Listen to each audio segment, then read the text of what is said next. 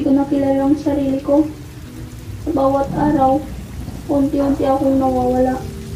Sa school, nagtatawanan.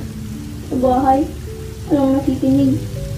Sa social media, puro ngiti. Pero ako, basag.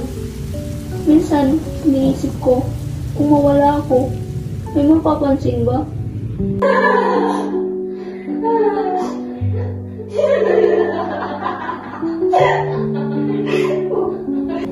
Ayoko na. Pagod na pagod ako.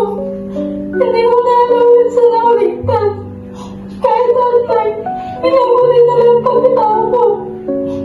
Kung mawawala ako, palabas mo mayawa.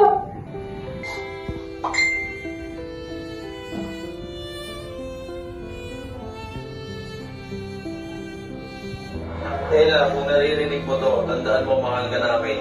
Hindi ka nag-iisa, lumaban ka kahit mahirap, nandito lang kami. Go. Ella, salamat sa tapang mo pumunta. Ang trauma, rejected, pressure, lahat ng yan ay sukat. Pero may pag-asa. Hindi mo kailangan maghilom mag-isa. Hindi ko alam kung tama ba nandito ako. Pero, pagod na akong mag-isa. Pagod na akong magpanggap.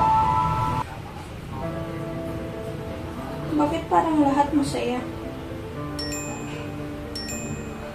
Uy, may nag-text. Huh? Ang pangit mo? Nag-comment pa.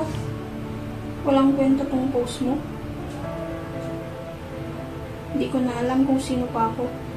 Pero, ayoko nang mawala. Ayoko nang matalo ng sakit. Yung naiintindihan ko na.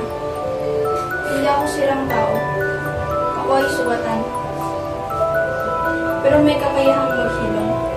At sa bawat araw, pinipili kong mabuhay. At sa pagpili kong mabuhay, pinipili kong lumaban.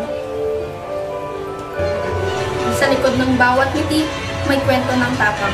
Sa likod ng bawat luha, may pag-asa. Hindi ako nag-iisa. At kung ikaw ay tulad ko, lumaban ka. Dahil may liwanag sa dulo ng dilim.